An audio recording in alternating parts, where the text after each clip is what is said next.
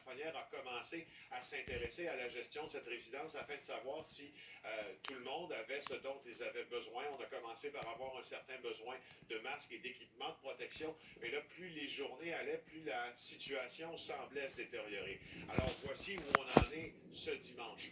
Après les informations que nous avons pu confirmer, le CIUS de la Montérégie-Centre, c'est donc l'autorité sanitaire qui gère cette portion de la Montérégie, a décidé de venir faire une inspection à la résidence Notre-Dame de la Victoire. Et regardez bien ce qu'ils ont trouvé.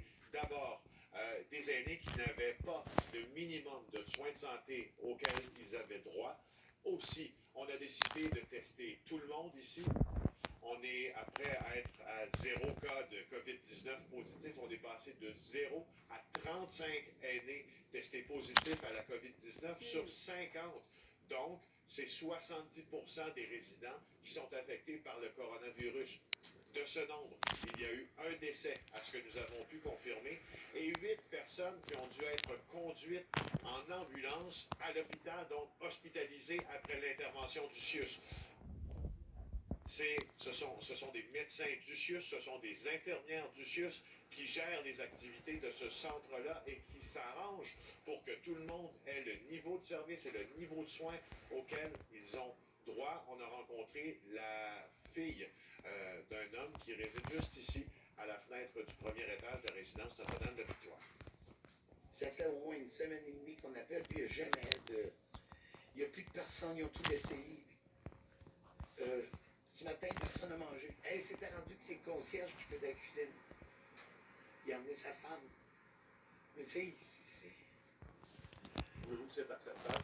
Oh non, c'est terrible. C'est pas de bon sens. Moi, je suis convaincu, en tout cas, je sais pas, je vais vous dire ça. Il meurt pas de COVID. Il meurt de négligence. Et il faut noter une chose importante également, Julie, c'est qu'à l'arrivée du CIUS de la Montérégie-Centre, ici, la majorité des employés, selon plusieurs sources du milieu sanitaire près de ce dossier, avaient déserté l'endroit. Alors, c'est à suivre en début de semaine. Il y aura sûrement des développements au cours même de la soirée, de la journée de demain ici.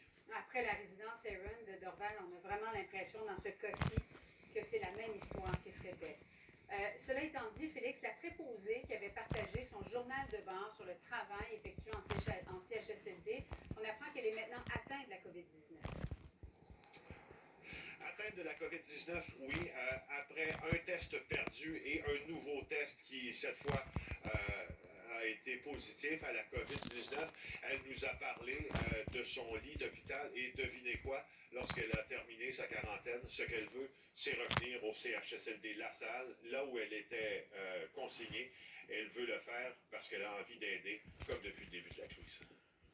Il faut faire quelque chose pour ça, là. L'histoire de Terry